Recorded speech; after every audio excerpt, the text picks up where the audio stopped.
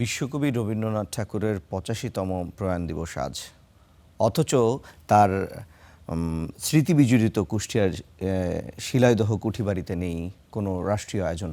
এতে ক্ষোভ এবং হতাশা প্রকাশ করেছেন রবীন্দ্রপ্রেমীরা। জহুরুল ইসলামের তথ্য ও ছবিতে রিপোর্ট।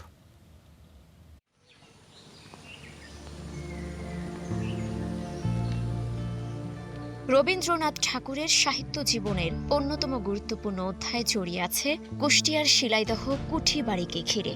১৮৮৯ সালে জমিদারি তদারকির কাজে প্রথম এখানে আসেন তিনি।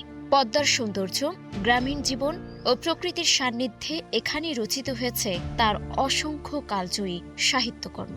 শিলাইদহ হয়ে উঠেছিল তার সৃষ্টিশীলতার অন্যতম প্রাণকেন্দ্র। জন্ম জয়ন্তীতে বর্ণিল আয়োজন থাকলেও ৮৫তম প্রয়াণ দিবসে শিলাইদহ কুঠিবাড়িতে নেই কোনো রাষ্ট্রীয় অনুষ্ঠান। এতে হতাশা প্রকাশ করেছেন রবীন্দ্র ভক্তরা। রবীন্দ্র চর্চা যত বেশি হবে তত তত নতুন নতুন রবীন্দ্রনাথের আবির্ভাব ঘটতে পারে। কারণ একজন রবীন্দ্রনাথ আমাদেরকে পথ দেখাচ্ছে, সে হচ্ছে আমাদের প্রতিকৃত। সাধারণ তরুণ প্রজন্ম যখন রবীন্দ্রনাথ সম্পর্কে জানবে, কোনো একজনের যদি ইচ্ছা হয় সেও রবীন্দ্রনাথ হতে ইচ্ছুক হবে। হয়তো রবীন্দ্রনাথ হতে না পারলেও রবীন্দ্রনাথের কাছাকাছি কিছু হতে পারবে।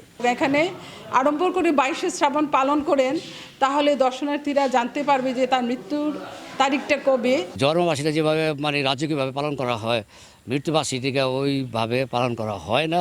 আমার যে একটা অনুরোধ আর কি সরকারের কাছে, যাতে মৃত্যুবার্ষিকীকে তার যাতে জন্মবার্ষিকীর মতো উদযাপন করা হয়। আমার দাবি একটাই, যাতে নতুন প্রজন্ম তাকে খুব মনে রাখে এবং তার এইগুলি স্মৃতিগুলি যাতে তারা আঁকড়ে ধরে রাখে। কুষ্টিয়া শিলাইদহ রবীন্দ্রনাথের স্মৃতি বিজড়িত একটি স্থান। তার ২২শে শ্রাবণের তিরোধান দিবসটা আসলে ওইভাবে উদযাপন যাতে বাংলাদেশ তথা সারা বিশ্বের মানুষ জানতে পারে।